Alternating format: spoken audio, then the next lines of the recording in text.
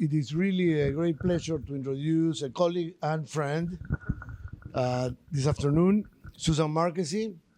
Susan Marqusee is one of our own. She is a professor in molecular and cell biology and chemistry here at Cal. Susan obtained her bachelor's degree in physics and chemistry at Cornell University, and then she moved west to Stanford University, where she obtained an MD. And then later on, she decided she wanted to do more science than medicine. So she moved to Buzz Walding's laboratory, where she obtained a PhD in chemistry. And then moved again back to the East Coast to MIT, where she did a postdoctoral work with Bob Sauer. And finally, returned here to California, where she joined the MCB department initially here at Cal. Now,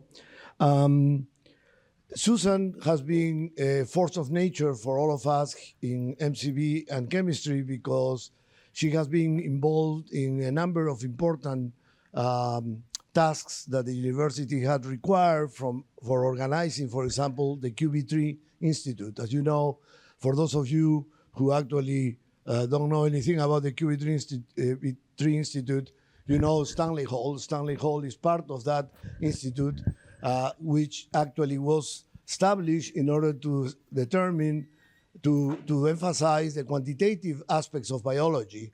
And Susan actually served as the director of QB3 from 2009 to 2020. And I certainly am still regretting the fact that she didn't continue to do that. Anyway, she's currently assistant director of NSF, in charge of the biological sciences at NSF. And frankly, I do not envy her for that position these days. She has had enormous, important contributions in biophysics. Her laboratory was the first one that was able to synthesize de novo a peptide that was able to attain a structure in solution. These days, of course, this is something that is being done in many laboratories, but her laboratory was the first in doing that. She also has pushed forward this technique called hydrogen deuterium exchange that allows scientists to essentially, having the protein denature, suddenly change the conditions under which the protein can now renature, except that it's placed not in water, but in deuterated water, and that allows the protons and deuterium to exchange. But parts of the protein that actually fold very quickly, of course, get protected from that exchange, whereas part of the protein that are later in folding are not so protected. And then mass spectrometry can be used, as she demonstrated, in order to tell what parts of the protein fold first and what part later. I think that's a great and fantastic technique. I have had the privilege of interacting with her and do many experiments also using single molecule force spectroscopy. And so Susan has received many, many different accolades and prizes. I would just mention here that she received the Dorothy Crawford Hodgkins Award of the Protein Society, the William Rose Award for Science, and mentorship of the American Society of Biochemistry and Molecular Biology. She was named one of the most influential women in the Bay Area, both in 2011 and 2012. And so, anyway, all of that I knew already, except that now I know it written down in a piece of paper. But in any case, I want to tell you one thing that always brings a smile to my face whenever I remember an anecdote that she told me about. Susan has two beautiful girls, daughters, who are now grown up, and Rebecca, the oldest. Actually, when I was already here at Berkeley, and she was telling me the story when it happened, actually, and so I always remember this. It was around Christmas time, and so the girls in the school were saying, oh, what have you asked Santa? And then they would say, oh, well, a bicycle or this and that. And what about you? And, oh, I asked her for a doll or whatever. And then they asked Rebecca, what about you? Oh, I asked her for this and this and that. And one of the girls actually said, but Rebecca, you are Jewish. And then Rebecca answered, oh, Santa doesn't care about that. Anyway, so it is really a pleasure to introduce Susan. And thank you, Susan, for doing this.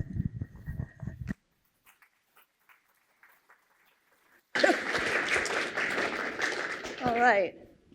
Well, it's always a pleasure, I think, to come to your home university and give a talk. And I'm not a physicist, but you heard that I was a physics undergrad major, so that counts for something. And tomorrow I have to get on a plane at 5 in the morning to go to APS in Anaheim and give a talk there. So this week, I'm going to consider myself a physicist.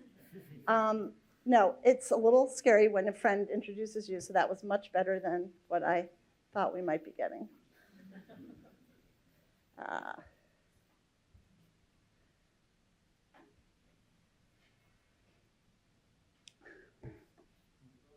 It was working before. It says no input. Oh, someone unplugged it. Hold on. Oh, I did just plug it back in. It's doing something. All right. Excellent. So thank you very much. It's fun to see people. My own lab is sort of here heckling in the front, so we'll see how that goes. I am going to split this. So my talk is going to be about the research in my lab, but I'm going to split the talk up a bit. And at first, I'm going to tell you a little bit about the NSF and my time at the NSF and explain to you how you can be a professor and also be the assistant director at NSF, or at least try to do both of those. So I just want to, thanks for the invite. So I'm going to, after that, I thought I'd give a very general overview of our work in the protein folding problem to show you what the problem is and how exciting and important that problem is as the next wave, because I think you've all heard about protein structure prediction if you followed the Nobel Prizes this year. And then I'm going to spend the second half of the talk telling you in detail about some work where we used the tools that we've developed in protein folding to help address issues with the spike protein from SARS CoV-2. Okay, so before I start, I have to give you a disclaimer. I am the assistant director at the NSF, but I have a conflict of interest with Berkeley, obviously. So today I am representing Susan Marqusee, professor at Berkeley, and not the NSF. But so usually I go out and I'm doing both. But that said, I thought I'd tell you a little bit because I find people don't really understand what the NSF is, et cetera. It's also a little hard to talk about the NSF right now because we're in a bit of a state of chaos, as you know, in the government here. So for those of you who don't know, and I'm sure Bob knows this well, but the NSF was created in 1950 with the Science Foundation Act, and that was Vannevar Bush. And then it was updated or reaffirmed in the government in 2022 with the Chips and Science Act. So those are statutes, they're laws, and that creates the NSF. And its mission was to promote the progress of science, to advance the national health, prosperity, and welfare, and to secure the national defense. That's our mission. So our mission is to create, in addition to curiosity-driven research, is to create a STEM knowledgeable country. Okay, so that's part of it. So my guess is that almost everyone in this room has been touched by the NSF at some point in their career, whether it was an REU as an undergrad, a graduate research fellowship, a postdoctoral fellowship, or a grant in general. Or you watched the Magic School Bus. There's some way that you've been touched by the NSF. So, and this all started, if you watched Oppenheimer, with that time period when Vannevar Bush realized the availability of academic research, how powerful that could be to our national security and to innovation and research. And that hasn't changed. And that mission will not change for the NSF. Okay, so I was asked I don't remember when, a few years ago, would I come and meet with the director of the NSF to talk to him about the future of biology? Who doesn't say yes to a question like that? What I had forgotten is a few months prior to that, someone had asked if I would give my CV to them because they were looking for an assistant director to run biosciences. And I slowly figured out that it was the same thing. It was right about the time when we were starting our graduate student strikes. Things were in a bit of a turmoil. And it took me a while to realize that they were offering me this job and that I would have to think about it. But when I think you're offered something like that, you don't say no. It's a chance to have a big impact and hopefully to make sure that science continues for all the graduate students here. So what is the NSF? I didn't understand this myself, but it's actually direct. It's not under any cabinet, right? So the NIH is under HHS, right? And then there's the Department of Energy. They have cabinet secretaries. The NSF is a standalone agency in the federal executive branch of the federal government. So the director of the NSF is a political appointee, and that's at the moment the only political appointee we have. Okay, so we don't have a cabinet secretary. That can be good or bad, right? Right now, probably good. And I just want to tell you what else is that, let's see. So in 2024, which now as of Friday is also our budget for 2025 because we have a continuing resolution, it was about $9 billion. That was down already from $10 billion. So we had already taken an 8% cut. But what's amazing is 94% of that money goes out to you guys. So that's a very lean machine, I would say. So we can take that for what that means as we're being questioned about the government right now. And there's about 2,000 institutes across the country. We make sure that Berkeley's funded, but we also make sure, a small college in Alabama has money to do that. Okay, so that's where it is. And then within the NSF, there are 8 science directorates. And just for people who don't know, so that you know how to interact with this, there are 8 science directorates. So many of this room might know math and physical sciences. That's where the physics and the math and the chemistry is funded. And I get to go first because it's B. It's in alphabetical order. So everyone writes me letters when there's things because my name is first. This is Directorate of Biological Sciences. We each have about $1 billion. I would say MPS, Math and Physical Sciences, has a much bigger budget because they have large-scale telescopes, other things, facilities that they pay for. But that's about where it is. Our director is Ponch, as they like to call him. He likes to be called. He came from Arizona State, where he was kind of like the VCR equivalent. At Arizona State, he was on the National Science Board. So Obama appointed him to the National Science Board, and then Trump in 2020, I think it was, appointed him as the director of the NSF. Unlike other presidential appointees, this is termed. He has a 6-year term, so he is still here. He didn't come and go with the presidential appointees like others do. Okay, so one other thing about the NSF is we have program officers. So when you submit a grant to the NSF, you submit directly to this directorate right now. That's how it works. But the people who are organizing the panels, those are called program directors or program officers. They're all PhD level trained people who used to be professors or may still be a professor like me. And they are there to help you. So I want to, if you think you have something interesting that you want to write a proposal for, you're not sure if NSF would be interested, just call them. If you don't know who to call me, and I'll tell you who to call. Call them, talk to it, they'll help you. They want to get, 94% of our money goes out. We want everyone to be successful. We'd like to have a bigger budget and give more money out. We want your grants to be as competitive. Actually, I learned something, because at Berkeley we call them grants. But they're proposals until they're funded, then they become grants. So we want your proposals to be as good as they can be. So, and there's office hours, et cetera.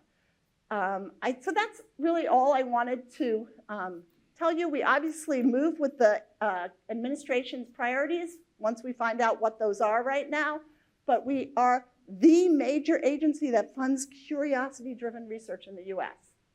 So good ideas come from people to us. We're not mission-driven like other organizations. Okay, enough. Sorry, that's just to orient you. Oh, I didn't tell you the main thing. So they have this program where it's called the IPA, where they ask a university, they wrote to Berkeley and said, we'd like to borrow Susan for a few years. We'll pay you to compensate for her salary and benefits to Berkeley. And instead, she'll do no teaching, no service, and she'll can keep her lab, and she'll get to work on average 1 week a month in her lab, and we'll fly her back and forth. Some of that isn't holding true right now, but that's what's called an IPA. It's an amazing ability to do that for a few years. but it's great for everybody except for my graduate students. So I just want to take this time to say I so appreciate you through this time because you're the main joy of my life right now. Okay, so let's get on with the thing. Is the protein folding problem really solved? A lot of you have heard in the newspaper that it has. I will argue that there's been amazing advances, but they haven't solved the protein folding problem.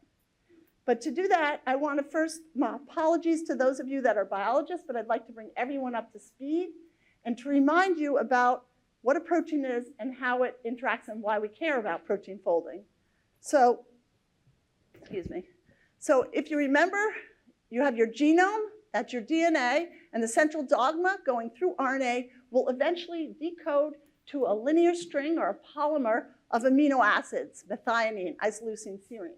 These all have a consistent backbone, but they have a different side chain or chemistry. A polymer of 20 different color chains make up a protein. And once you have that protein, that is what's called the sequence. Okay, so you have the sequence of the protein. These are just one-letter codes that stand for the chemistry of each amino acid. And so it's a polymer, but unlike most polymers that you have to think about in statistical mechanics terms, you have to think about average properties of the ensemble, et cetera, which you do for proteins, but they have this remarkable organic chemistry property is that they can fold into distinct, very easy to describe structures where we can actually pinpoint every atom in that structure to a particular coordinate. That's not normal for most polymers.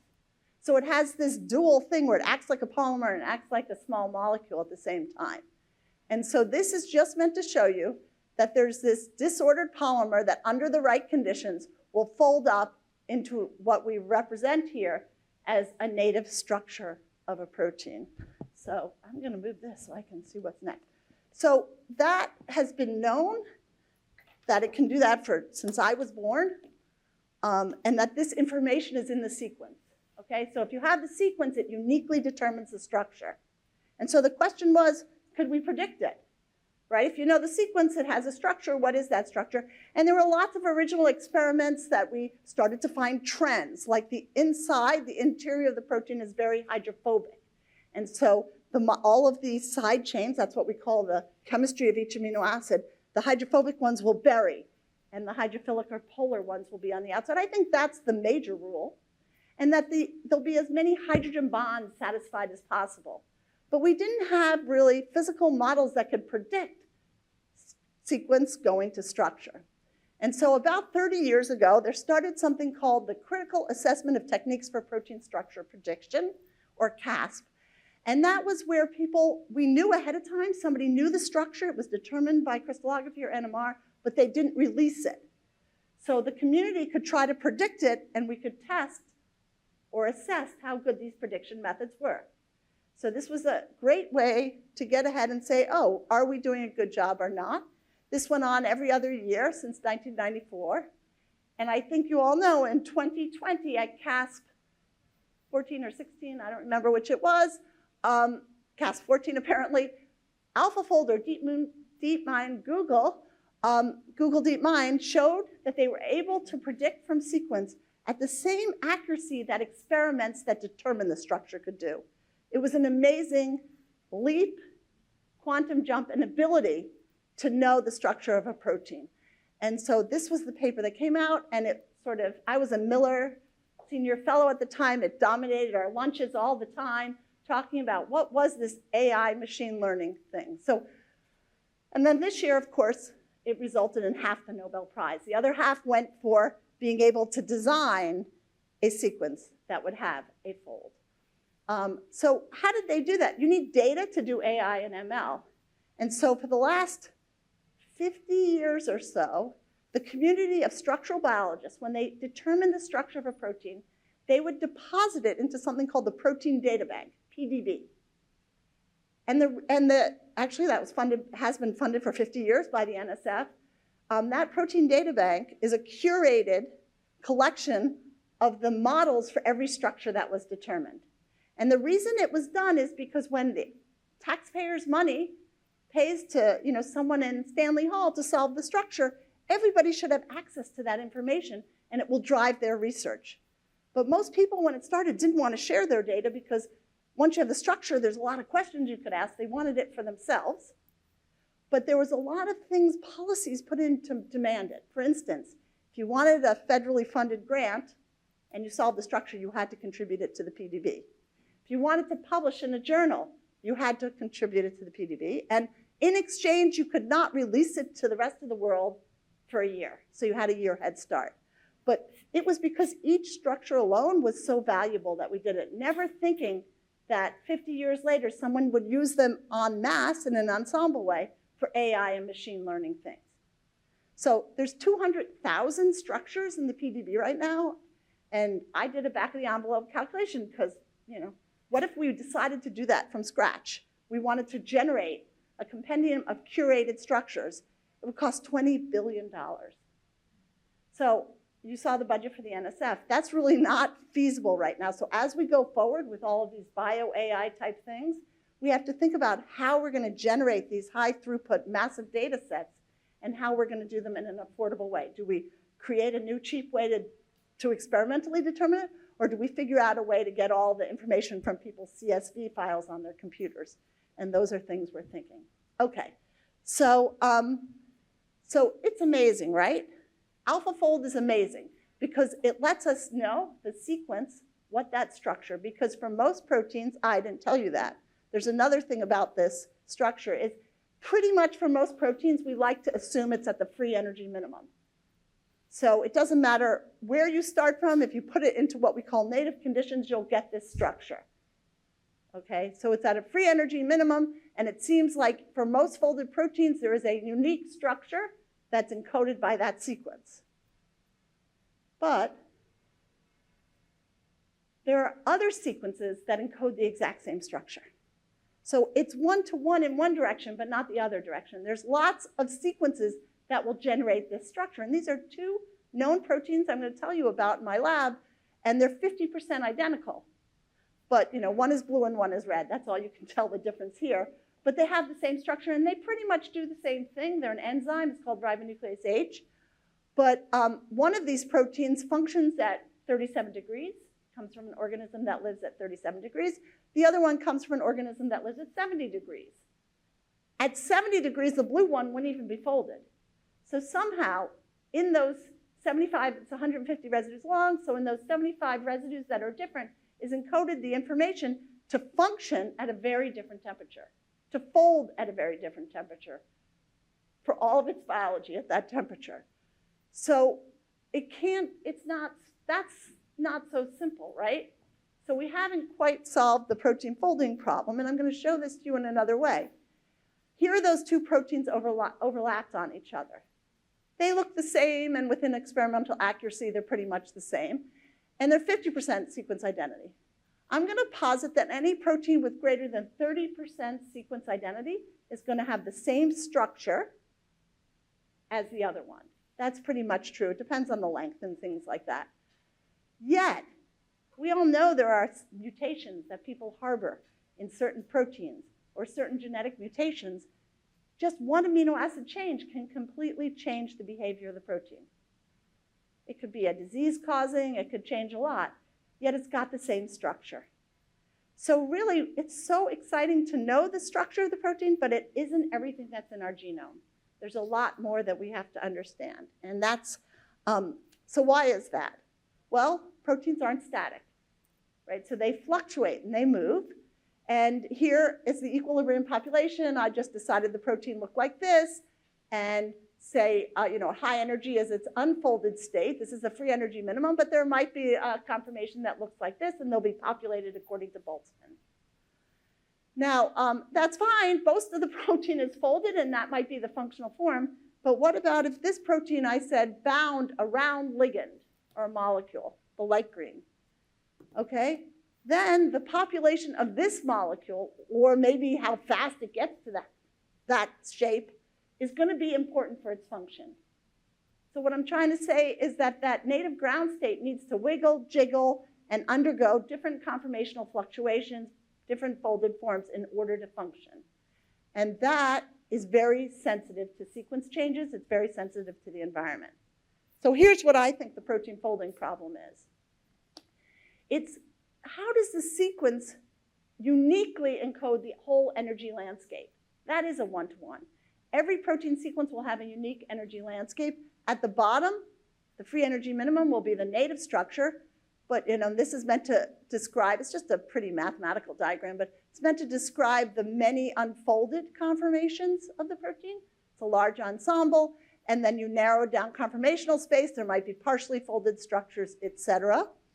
And when you make even just one amino acid change, you always alter some aspect of this energy landscape. Maybe it's a barrier between two conformations, maybe it's the population, but there's some small change. Maybe it's negligible to the behavior of the molecule, but if that affects the behavior of the molecule, if that affects the behavior of the molecule, that will drive evolution, right? In a positive or negative way, depending on what it does to the organism. So evolution doesn't work on structure, it must work on the rest of the energy landscape, because small changes in sequence don't affect the structure. What else do they want? So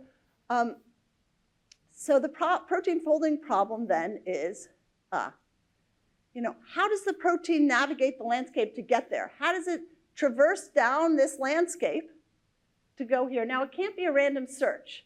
Cy Leventhal, decades ago, showed in literally a napkin calculation that if you just take a minimal sampling time at each possible conformation of a protein, and just like a blind person on a golf course, and figured out how many times you'd have to do it, where it might drop into the free energy minimum, it would take more than the age of the universe. So it has to be a biased process as the protein skis down this. And how does it not get involved in these kinetic traps? Because what I didn't tell you is these partially folded structures are likely to be precursors to misfolding or amyloid, or pathological things can happen if you're not completely folded, so you don't want to do too much of that.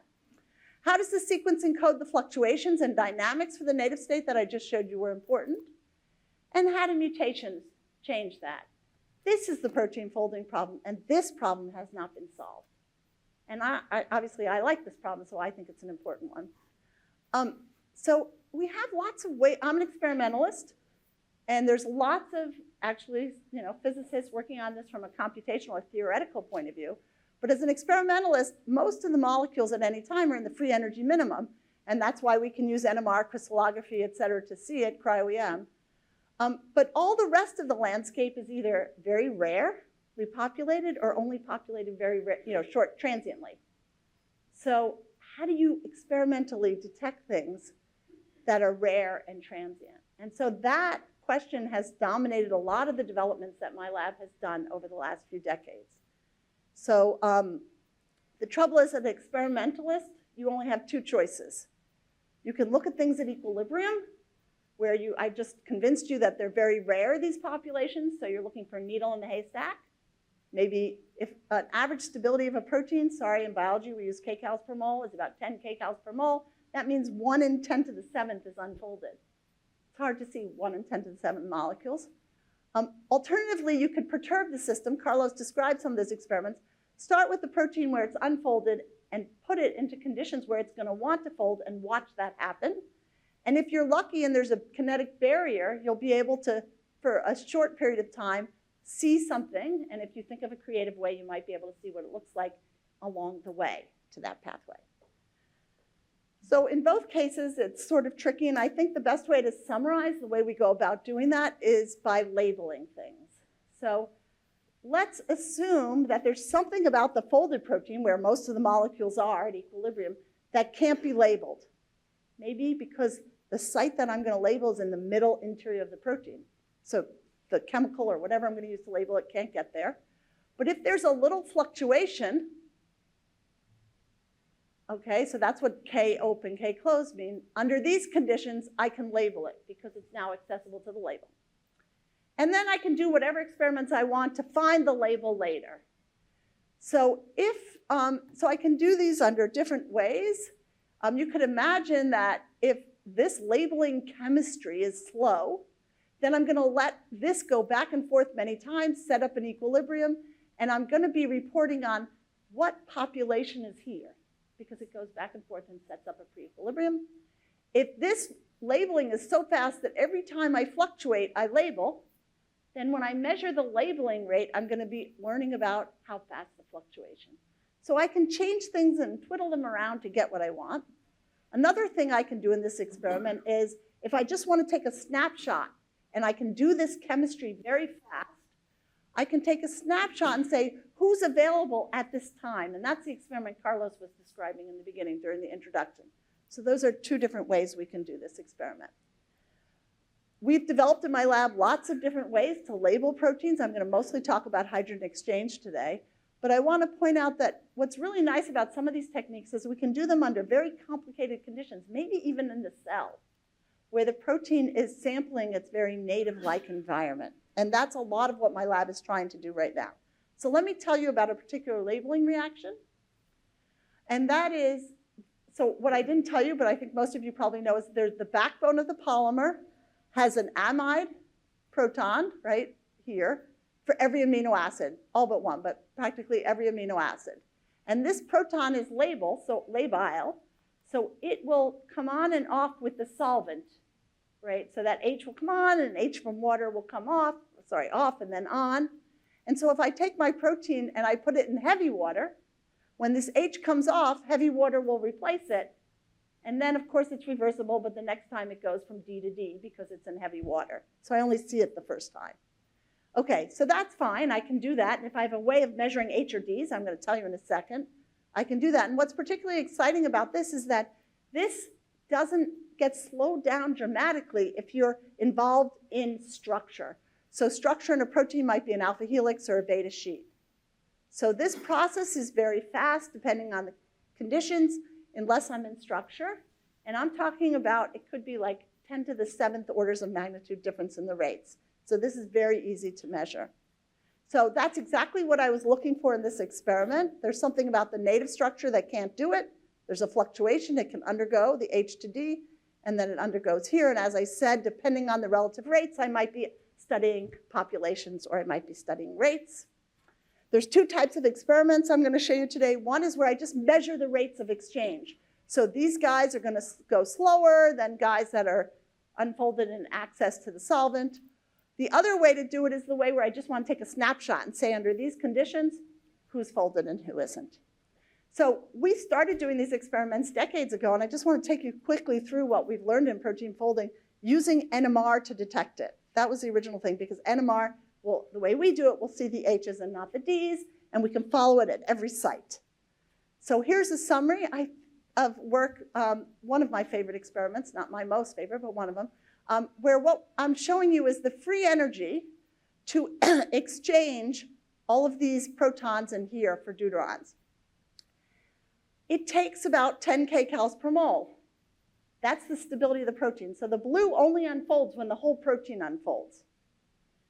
But the red, 1 in 300,000 molecules has the red unfolded. So if the red is unfolded and the blue is folded, I must have a partially folded structure, which contains just the blue.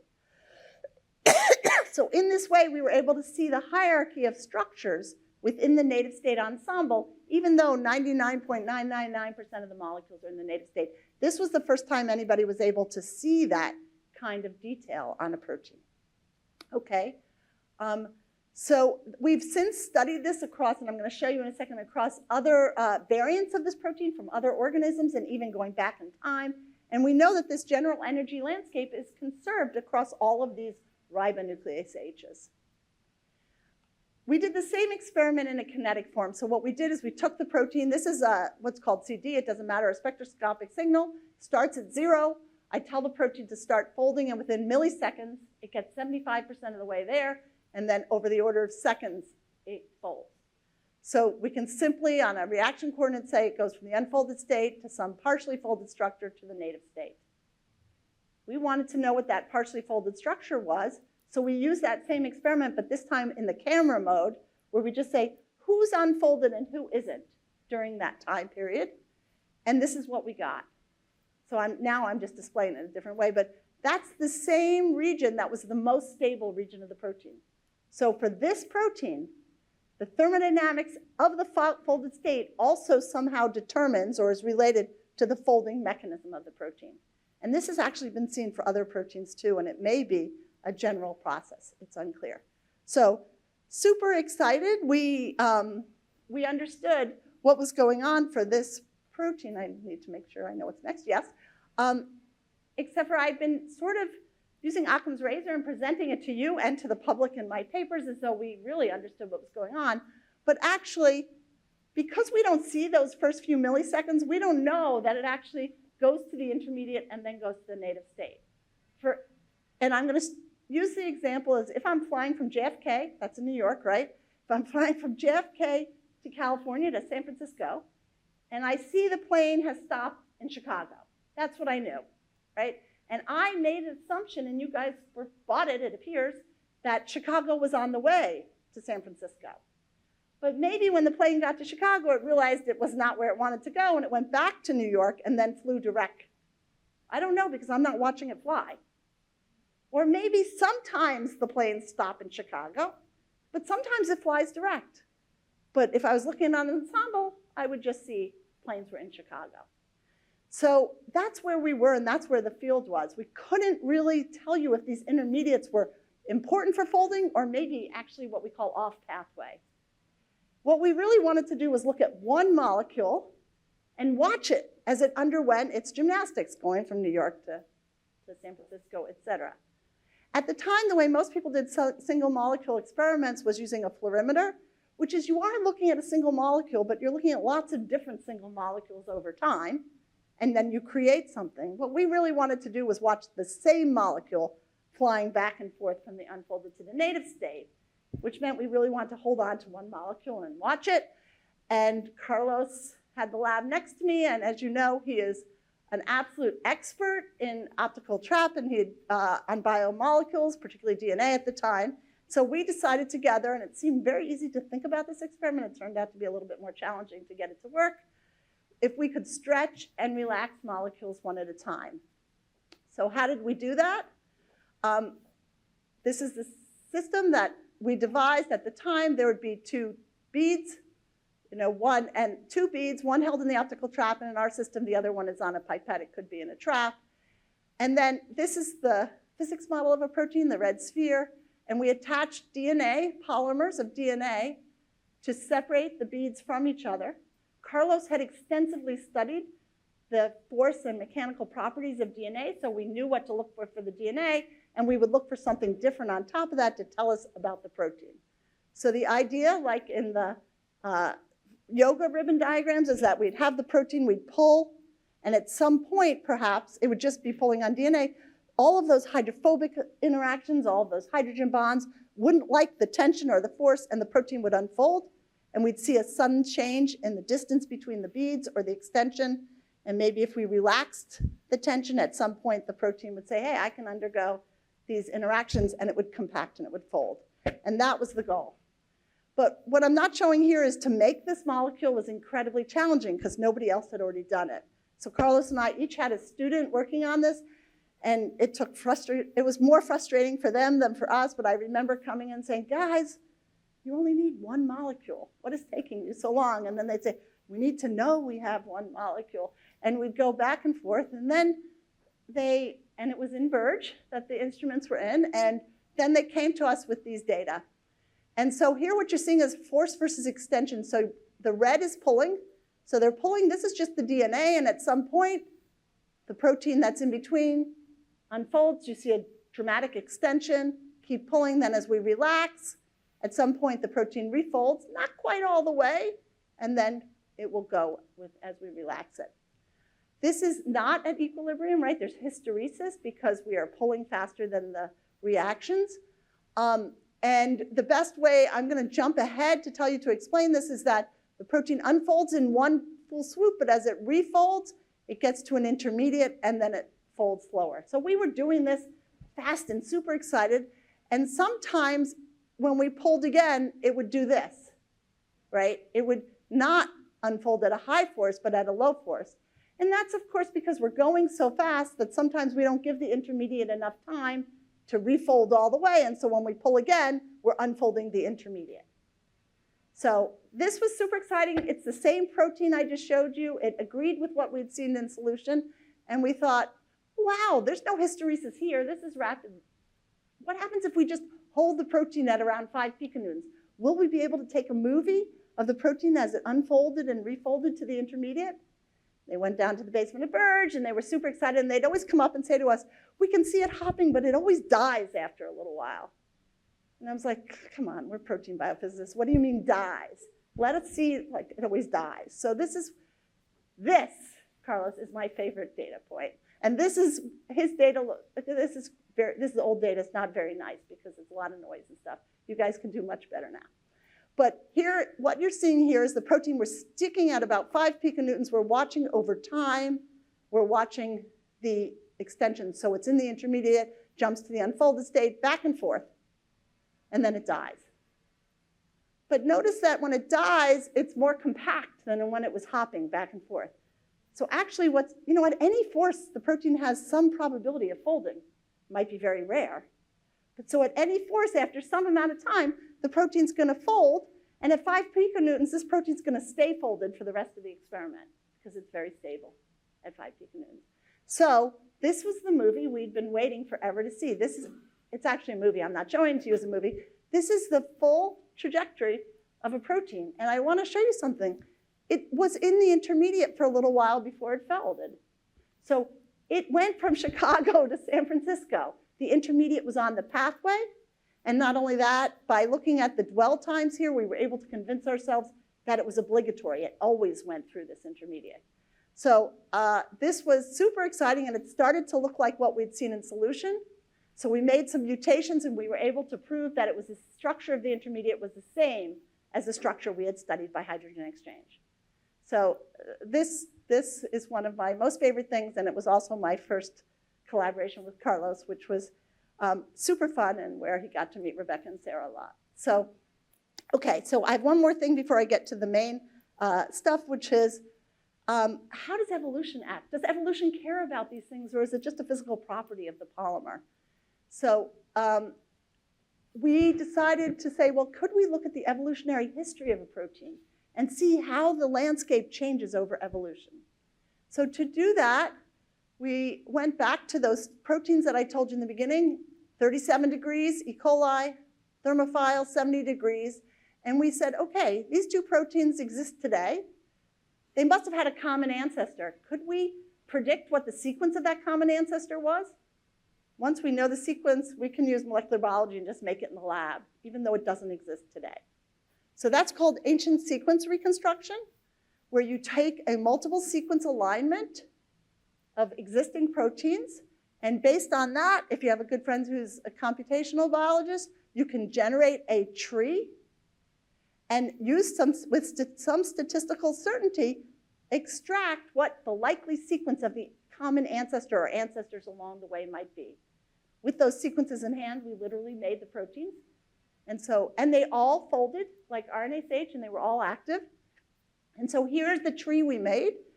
This is the E. coli protein. This is the thermophilic protein, the ends here. And then we made these nodes along the way, along each one. And we asked, well, what happens to its stability? One lives at high temperature, one lives at low temperature. Are there any trends in its thermodynamic stability at 25 degrees where we do the experiments? And you can see there are trends. So thermodynamic stability seems from the bacterial E. coli gets more stable as you go back, and it gets even less stable as you go back in time from the thermophilic one. Okay, so there are trends suggesting that there's some evolutionary pressure for thermodynamic stability based on where they live and the temperatures they live. And then if you looked at the kinetics of folding, they all folded through that same energy landscape or pathway. So the energy landscape, the bumps and everything else, my argument would be is likely important for the function of the protein, because I can make a single mutant of this protein randomly. Well, it's not random. I do it based on what I know, but it's not an evolutionary one. And I could destroy this. Yet nature hasn't destroyed that. So I would argue that these trends indicate an underlying evolutionary pressure on the landscape. And so going forward, I think a goal in my lab is first, can we get more data about the landscape like we have that I told you about with the PDB for all of the native states? Can we get information so that we can start to now use machine learning to predict how sequence changes that landscape and do that in a predictive way?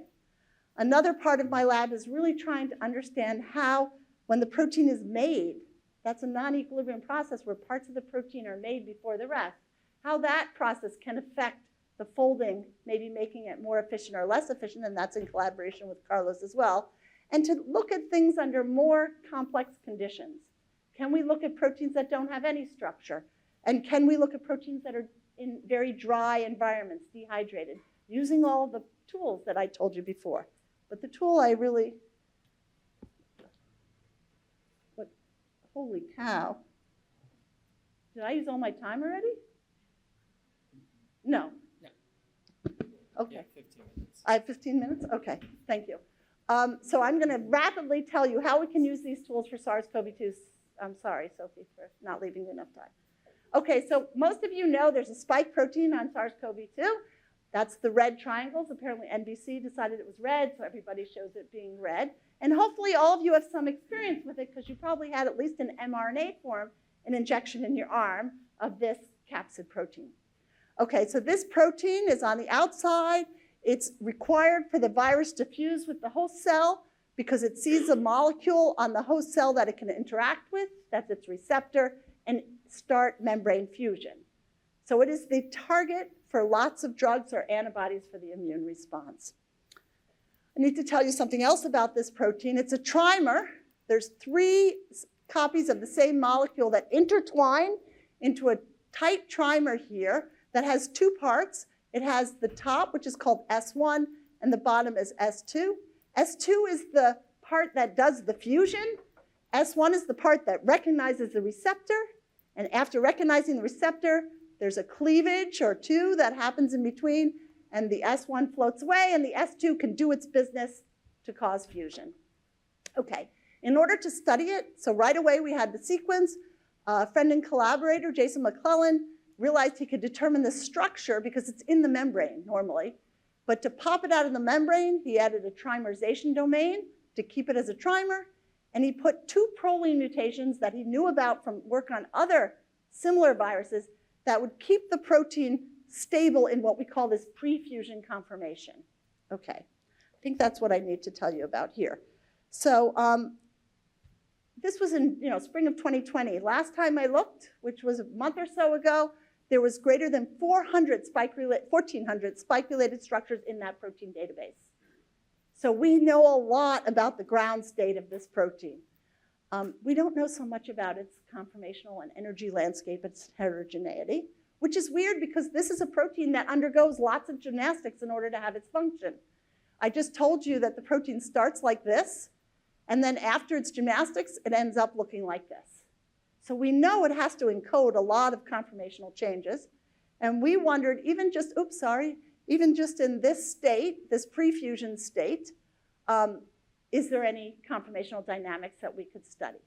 And there was something known, and that is that, I didn't tell you this. The part that binds the receptor is called the RBD at the top, receptor binding domain. It can be either down, tucked into the trimer, or open and available to bind the receptor. That was known, and that happens on the order of seconds. There's 3 of them. And so that had been studied. So that conformational dynamics was known, but not much else. And we thought, hey, we just bought a new mass spec just before the COVID shutdown, and we could do HDX. Could we do it on this really big protein?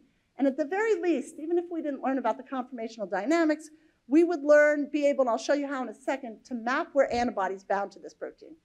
Because this was spring, first of all, for those of you who were here, we were not allowed in the lab at the time, unless you worked on COVID-related things. Everybody wanted to help with this, and it seemed like we could help society by telling them where these antibodies bound. That was our goal.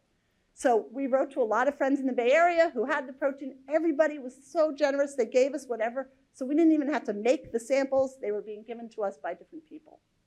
Here's the simple experiment we thought we would do, and this was done by a bunch of people in my lab, pioneered by Sean Costello and Sophie Shoemaker, who's here right now. So if you take your protein, and it starts with hydrogens at all those NHs, so we'll call hydrogen blue, and we dilute it in D2O.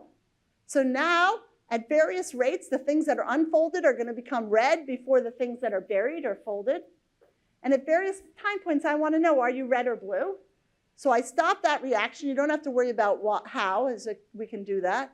And I Then after it stopped, I chop it up into peptides. Peptides are smaller fragments of the protein.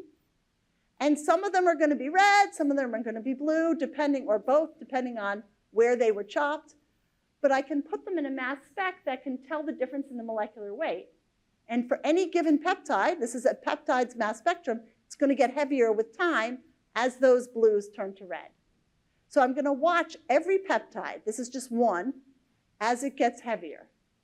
Right? So I know at the level of a peptide what's going on. Now let's say I add an antibody to it, or something else, and that same peptide here shows this. It gets heavier slower. Maybe because the antibody, I'm just going to tell you the answer, right? The antibody binds there, and that covers it, and so it's more protected from exchange, and so I see that. And I know which peptide that is because the mass spec tells me the sequence of that peptide, and then I can say this is where it bound. So we thought we could do that. But every protein I'd studied was about 200 amino acids long, and this thing is 1,200 amino acids long. There's 3 copies, they're trimer, they're all the same, so it's a lot of protein, and there's a lot of sugars on the outside. It's called glycosylated. So I had also not worked with that, so we didn't even know if this would work, and I think you can tell a critical step here is you have to be able to chop the thing into peptides and know who the peptides are. So could we do it? And the answer is yes. Incredibly well. My lab has got this really, they worked on this very hard to optimize it. We got tons of peptides, about 1,000 different ones. And when you did the hydrogen exchange, and we already knew the structure, the buried parts exchanged slowly, the outside exchanged faster. It all made sense that this was Spike. Okay, and that's all this is supposed to show you. So now, can we see things binding to it? So we took a positive control, and we just took the fragment of the protein that's the receptor binding domain, somebody had given us, and we asked, can we see what happens when we add the receptor? So what you see here is a peptide getting heavier with time, and that's what we're plotting here. And this is it getting heavier with time for this peptide, and this is exactly what, and this is in the presence of the receptor of the ACE2 RBD.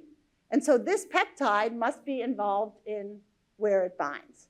But of course, we have this for many, many peptides. So if I plot a whole bunch of peptides, so now you're looking at time along this axis, and I'm just plotting the difference between the, I don't know, orange and the brown here.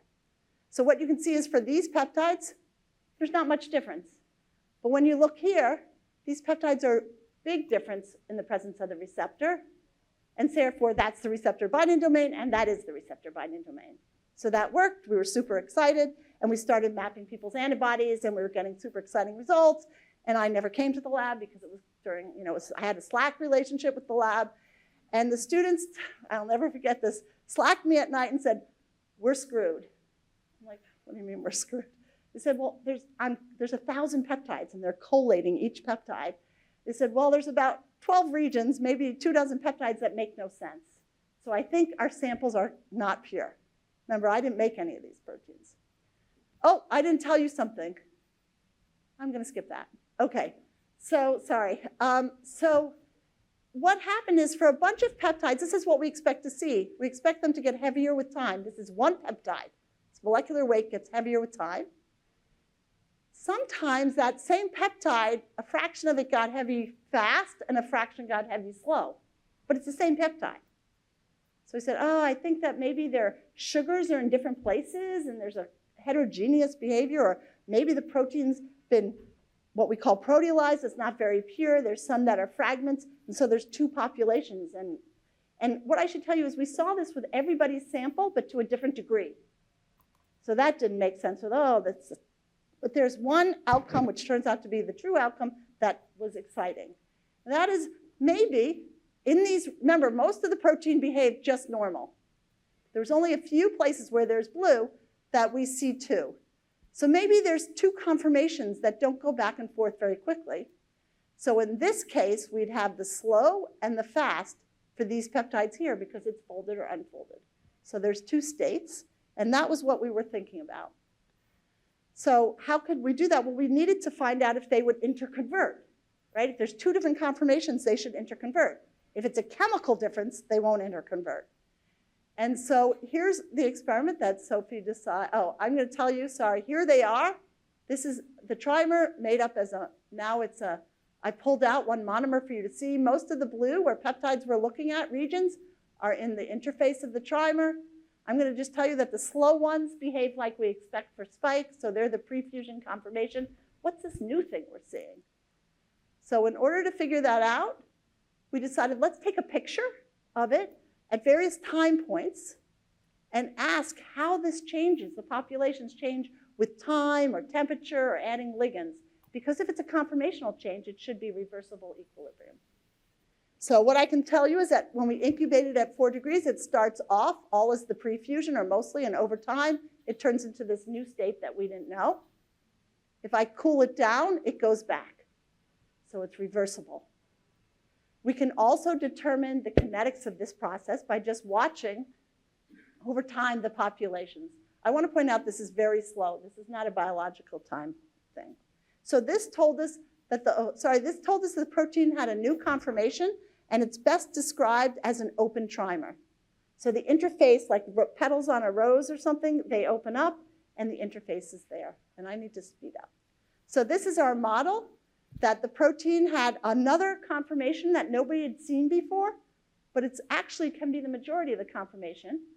And it, low temperature promotes it, and binding of the receptor also promoted that. And maybe this is needed as the protein undergoes its fusion. That's why I put it here like this. But you could also, because binding of the receptor do it, you could also imagine if this happened spontaneously at the wrong time, that would be bad because it would allow these S1s to shed away like they have to in the process, and that spike would no longer be useful for fusion if it happened too early. So it's a fine balance between happening early and late. Just want to tell you, when we went back, like why had nobody seen this before? And the way you looked at the structures with cryo-EM, and everyone who sent us their sample says, you got to use it fresh because it gets bad after you don't use it fresh. And then this paper came out that said, don't worry if you put your protein in the freezer, in the fridge, don't worry if it doesn't look good, just heat it back up and it'll restore its ability to do cryo-EM. So that's exactly what we were seeing, is that the protein in this new conformation is too dynamic and disordered and heterogeneous to be able to be visible by cryo-EM. So I think that's been pretty there. We've made sequence variants, and sequence variants affect the rates and how these interconvert. So every variant, unless you lock the trimer with disulfide bridges, we always see this conformation. So I have 2 more minutes. So I'm going to skip this. I want to just tell you that we have antibodies. This conformation, this region here is, it's not accessible to solvent in the closed trimer, but it is here. This is the most conserved part of Spike. So all variants of Spike are the same there. So if you have an antibody or a drug that binds there, that would react with all coronaviruses, be a pan-coronavirus interaction. And so we looked to see if we could find antibodies that bound here, and indeed you can. I'm not going to show you that data. I just want to end with the new experiments, and that everything we had done with this was super excited, but it's on a soluble form in a test tube of Spike. It's not on a virus. And so we spent a long time saying, could we do this experiment on a viral membrane? Now, most people aren't going to want us to take coronavirus up into Stanley Hall and put it through our mass spec, because for obvious reasons. And also, we didn't even know if on a virus we'd have enough sample to see it in the mass spec, because nobody who's an immunologist thinks in concentration terms that a biophysicist does. But if we could get this, we could ask a lot of questions, like what happens on the membrane? What about those mutations that were inserted to make it good for the structure? Those mutations are in some of the vaccines we have. What about some features that are very specific to SARS CoV-2? And how do mutations that have showed up in 2020 persisted all that time? Why were they advantageous? So I'm just going to quickly tell you, we were solved for all of that when colleagues at Caltech were able to develop vesicles or little membranes called envelope virus-like particles. There's a molecular biology trick to generate these. They're pretend viruses without any DNA in the inside. They just display Spike. So that's exactly what we wanted. Sophie went down to Caltech to learn how to make these, and she could do HDXMS on it. So the first thing I want to tell you is that this conformational change happens on the membrane. It's not unique to this synthetic construct that we had studied. And lucky for everyone, the prolines don't really change too much. So that was all good. But she found something very exciting that I'm going to tell you very quickly, hopefully.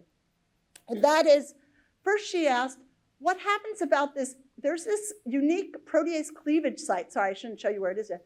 There's a unique protease cleavage site called here, the furin cleavage site, that's unique to SARS CoV-2. And it's been thought, there's plenty of evidence that it makes the virus more effective and more efficient at fusion. So she was able to compare samples with and without that cleavage site and ask what does that do to the rest of the protein. And all I want to point out here is these are now, I'm looking at at exchange. If you see it going down below the line, it's more exchange when you have the cleavage site, and it's more exchange when it goes up when you don't. And everything's about the same, but one region points out extremely there. And that region is the processing site for fusion. So this new adaptation of a new, what we call furin cleavage site, allosterically increases the mobility at a processing site, which undoubtedly makes it process better by a protease, you don't need to know the name, and allows it to be more effective. So that is one thing that wasn't known that we were able to show. But it also destabilizes the trimer. It makes more of that open trimer. And that I convinced you might be bad because it might float away the other part and be a less effective virus. So now I'm going to show you what happens when we have this early mutation. And what the early mutation does is stabilize it in the pre-fusion form. You don't have to worry about the data for time.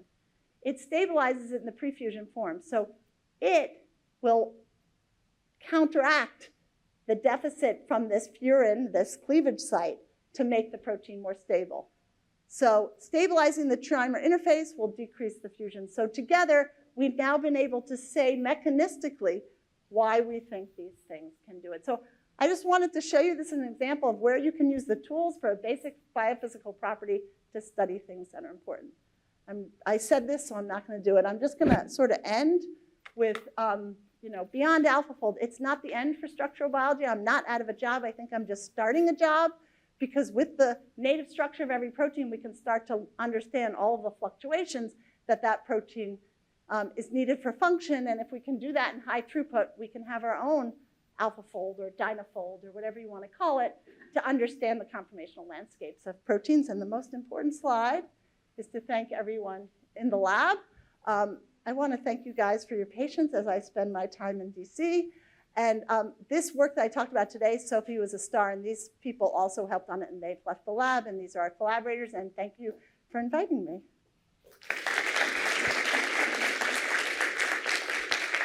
Sorry about that. Thank you, Susan. Questions? Hi.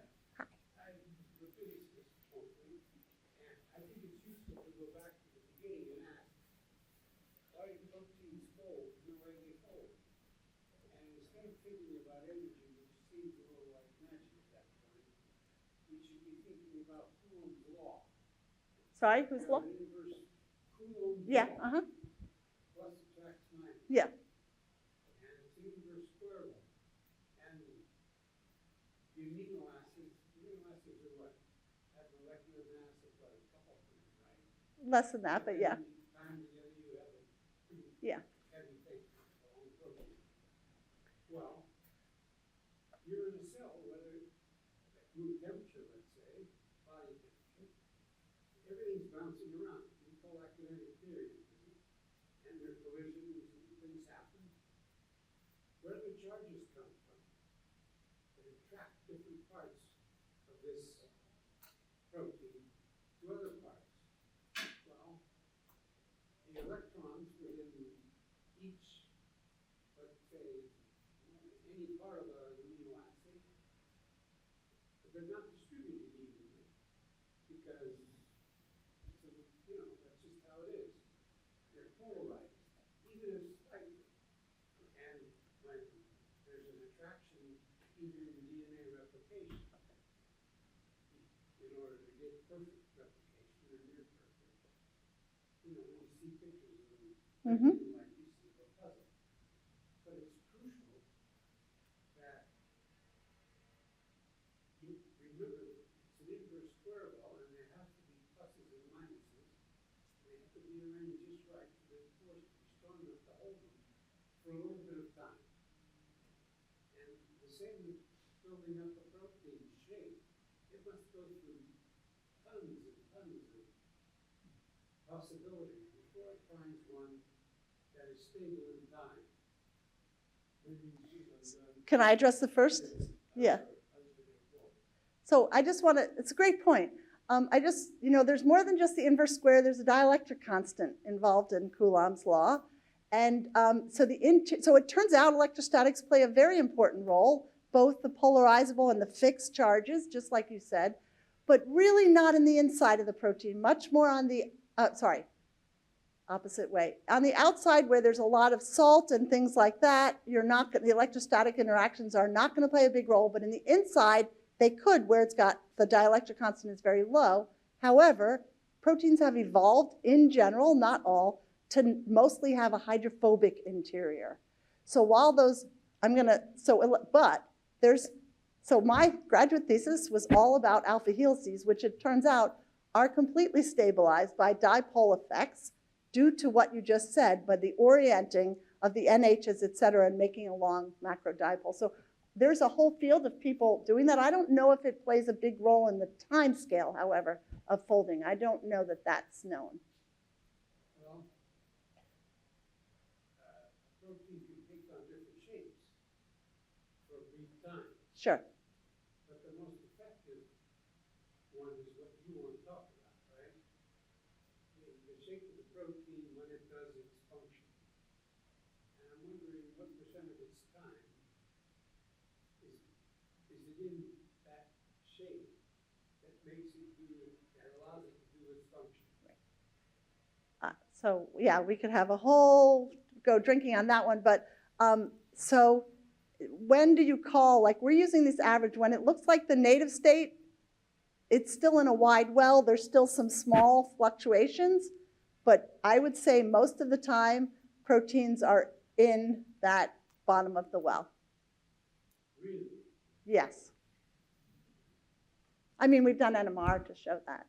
So, yeah. I have a question I'd like to ask. You'd like to ask me a question? I'll ask my colleague after if I can't answer. So no, I was wondering whether in the case of the spike protein, Yeah. the fact that actually it is so disordered like that is one of the reasons why it has been so difficult to develop antibodies to actually bind to the protein, simply because you can adopt many different conformations that allow the virus to escape, so to speak, the immune system. So I think developing antibodies isn't that hard. It's neutralizing antibodies. Yeah, I know what I mean. Yeah. Neutralizing I don't know. Sophie, do you want to? The problem with neutralizing antibodies is the virus has evolved to escape them. So we have I'll repeat. had really good neutralizing antibodies that work for a period of time, and then the virus is now under pressure to escape them, and then and most of those mutations are on the outside of the protein in these, like in RBD, where the neutralizing antibodies are. Yeah. You said something very intriguing, and I wanted to very briefly mention it, and that is like sequences change landscapes. Yes. And you talk about the thermodynamic landscape. Yeah. And so can you explain? Oh, if you imagine the thermodynamic landscape, let's just take the very simplest high order is the stability of the protein, the number of population of molecules that are in the folded versus the unfolded random conformation. That, if I make a mutation, I almost always change that number a little bit. So the stability of a protein, that would change by that, and I could, change the rates and things like that. So that's how mutation. I did mean genetic sequences, but the sequence of events. I'm sorry. We use the word sequence often.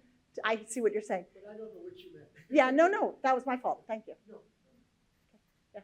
So you meant genetic sequence? Yeah, I did. Not hopping sequence. Correct. Okay. Thank you very much for your talk. I very much love the concept of the protein evolving as an ensemble of conformations in evolution. I had a question about the high throughput data that we would potentially need in the future, because to my understanding, it seems that the current blind spot of AlphaFold is predicting the conformations of proteins. that's the ground state. Correct. What do you think would be the nature of those experiments, or maybe the principle of high throughput data collection on So, protein dynamics, conformations, unfolding? Right. So I can point, so that's the trillion-dollar question. There's been some lovely work by Gabe Rocklin where he used a yeast display, if you know, so he was able to look in high sequence space, and for very small proteins, and these were designed proteins, not natural ones, he was able to determine their thermodynamic stability.